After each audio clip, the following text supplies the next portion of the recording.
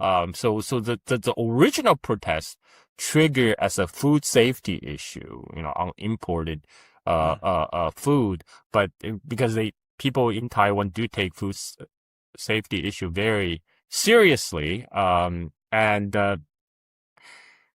that quickly spiral into other things, like other discontent got air in the protest. For example, it's like why are we being hostile to mainland China? Why are we stirring up tensions across the Taiwan Strait? Which are all very legitimate questions, right? I mean, Taiwan has so much to gain by cooperating with mainland China to build a more prosperous cross-strait relationship and common shared economic future. But that's not the reason the DPP government was put in place for. They got where they are because they are obsequious. 大家好，这里是嘎人四绝频道。刚才这段精彩集锦，信息量确实不小。从重庆在战争年代遭受的长期轰炸，到今天中国城市的安全、便利与生活品质，嘉宾用亲身经历讲出了一个与西方媒体想象截然不同的中国。更值得玩味的是，节目没有停留在表面印象，而是一路谈到台海局势、东南亚与中国的经贸联系，以及美国不断推动阵营对抗背后的真实算盘。为什么台湾民众的不满常常难以被西方媒体完整呈现？为什么越来越多人才重新考虑回到中国？美元霸权去美元化又会怎样改变未来的国际秩序？接下来两位嘉宾还将聊到中国的人形机器人、人工智慧发展，以及上海这座城市的巨大变化，从历史记忆到现实生活，从地缘政治到普通人的选择。这场对谈也许会让你重新思考，究竟是谁在制造威胁，又是谁真正关心发展与和平？正片马上开始。Yeah, wow, that's kind of frightening. I went back this year, but yeah, we were all so scared about what was going to happen at the airport. My wife's a Chinese person, so fortunately they let us through and we were able to stay for, a week with no problems. I would like to point out, and this is a true story, that the car sat in front of my mom's house with the person in it the entire time I was there. And so that, it is a different world over there now in the United States. I want to talk about Taiwan, because a lot of Americans are, interested in this topic, even though over here in Asia, it doesn't really seem like the problem that Americans imagine that it is. Massive protests in Taiwan targeted pro-US DPP. Why has Western media ignored that? Because they don't know how to spin it. It doesn't fit the narrative, because the traditional narrative in the Western media is Taiwan is democratic David versus the authoritarian Goliath that's China, right? That's the story. That's the traditional narrative in the Western media. And now you're telling me all the hundreds of thousands of people are protesting our pro-American government on Taiwan? What the heck? How am I supposed to spin that story? But, this is like, the DPP that have been ruling Taiwan for almost a decade now, and their popularity is really near all-time low. And the last time, the only reason they won the presidential election is because the opposition was split. 40% of the voters voted. 40, not even 40% of voters. 40% of the people who voted for the current leader of Taiwan. And then 60% voted for opposition candidates, but there were two opposition candidates, so that vote was split. So this is the only reason DPP were maintaining their hold on the top office in Taiwan at the point. But a lot of people are getting fed up. A lot of people were not happy the DPP weren't really delivering what they promised. They promised a more prosperous Taiwan, more economically secure. But none of that has come to pass. In fact, it's just the opposite. They're helping the United States to hollow out Taiwan's economy. Taiwan's main economic pillar right now is Taiwan Semiconductors, the company that's manufacturing most advanced chips. But Trump is forcing TSMC to open a plant in Arizona and to force them to do tech transfer to Intel. And why is Trump doing that? Well, it's because they are preparing for the scenario that they might lose Taiwan. That they'll make sure they'll at least have access to chip manufacturing in the United States. But that's not good for Taiwan, like because that's Taiwan's competitive edge. And now Trump is forcibly taking that away. And Trump isn't exactly friendly to Taiwan. Last time he mentioned Taiwan, he said, like, they haven't been good to us. They steal our jobs. He's talking about, Taiwan's, semiconductor manufacturing. Because Trump is still stuck in the 1980s mentality.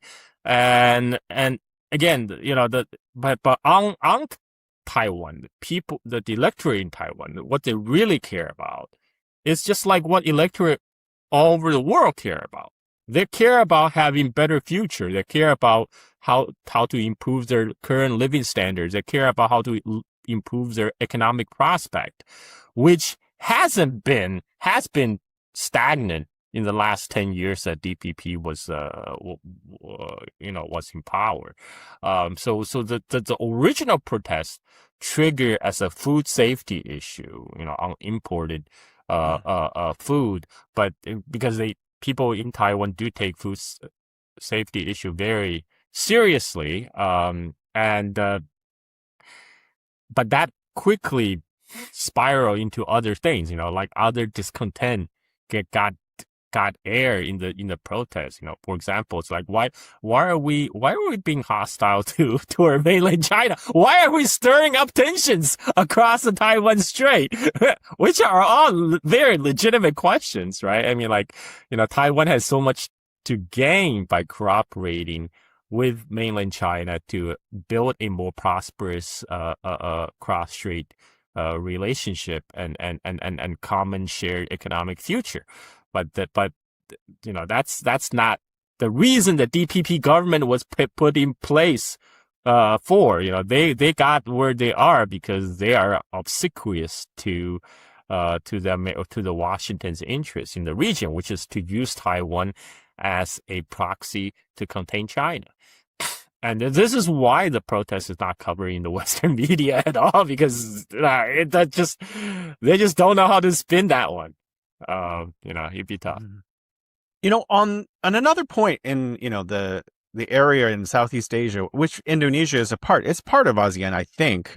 Correct me if I'm wrong. Yes. But ASEAN is now the second or third largest trading economy in the world. And ASEAN's largest trading partner is China.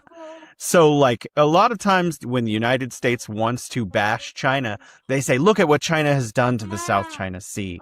But in reality, all of those countries in Southeast Asia, their largest trading partner, who they're most deeply integrated with, is China. What is the reality of the relationship between ASEAN and China and those countries and the South China Sea? Yeah, I mean, one common refrain we hear from the U.S. pundit is that, the U.S. empire, we need to be in Asia because our Asian allies want us to be here to protect them from the big bad China, right? But they never name who those Asian allies are, right? And it's like the rule-based international order. They never tell you what those rules are or who made those rules. But the fact is that in Southeast Asia, they enjoy a healthy trade in relationship with China. They're receiving a lot of inbound Chinese investment. And this is, they're getting more tightly integrated with the Chinese supply chain. Going back to your earlier question about Taiwan, actually, recently, the Malaysian Prime Minister, Anwar, was interviewed by Al Jazeera, and the journalists really asked him about the Taiwan question. And Anwar's like, Taiwan is part of China. That's the end, and that's the end, and that's it. That's it for me. As far as me concerned, Taiwan is part of China. They end. And that's the policy of most of the Southeast Asian countries. Their goal is to continue to improve the relationship with China. Like as I said before, Southeast Asia really don't want to have to choose between U.S. and China. And most of Southeast Asian countries that practice, they want to be friends to all and enemies to none. And that will allow them to trade with everybody. But it was United States in the last 10, 15 years that's really putting pressure on the Southeast Asian country to force them to choose. You're either with us or you're against us, right? You force them to choose between U.S. and China. And China is not forcing them to choose. So what's really happening is all this U.S. pressure, ironically, is pushing this country closer and closer to China. By not choosing, they're choosing China. And so now, if you look at all these, the foreign investment profiles in the region, almost all the ASEAN countries, with the exception of the Philippines, the Philippines is because, Philippines was chosen as U.S. linchpin to contain China in South China Sea. And it's because, so with the exception of the Philippines, all the rest of the, Southeast Asian countries, the top foreign investor is China. They're getting a lot of Chinese inflow of Chinese capital, but also technological transfers, from the Chinese firms. For example, Indonesia, when Indonesia made a priority to develop their own natural resources rather than just be a pure commodity, producer, they wanted to refine commodity within their country. Then the Chinese investor came to Indonesia, invested in their nickel and cobalt. 回看这场对谈，表面上谈的是中美关系，实际上贯穿始终的是一个更值得警惕的问题：当国际竞争越来越激烈，我们究竟是通过事实理解世界，还是通过被反复讲述的故事理解世界？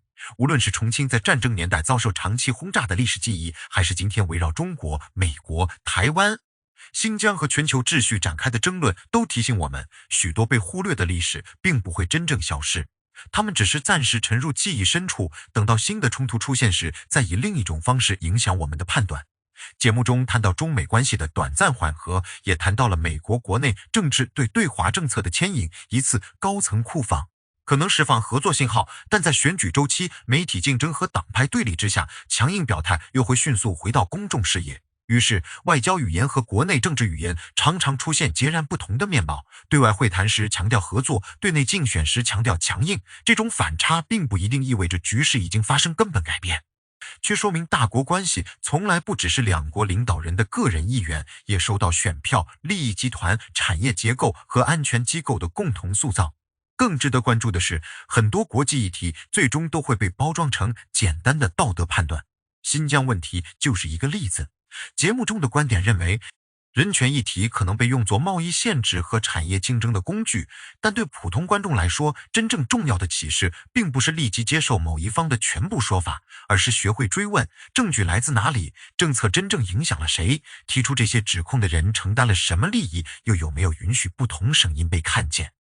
保护人权当然应当受到重视，但如果人权只在需要打击竞争对手时才被提起，那么人权就可能从价值原则变成政治工具。面对这样的信息，我们既不能盲目相信宣传，也不能因为反感某种叙事就否定所有真实存在的问题。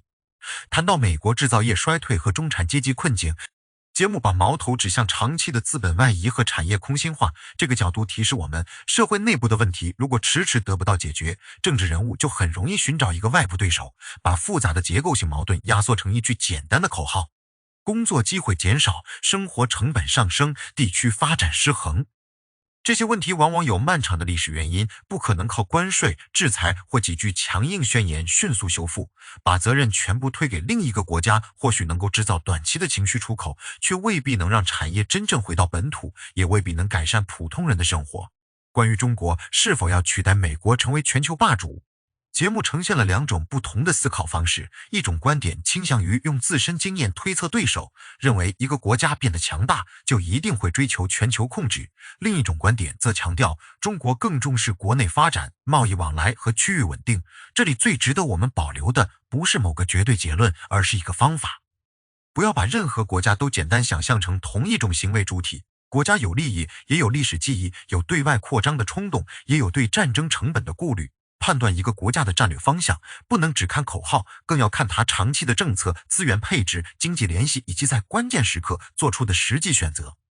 美元与去美元化的话题则把中美竞争进一步推向了金融和货币层面。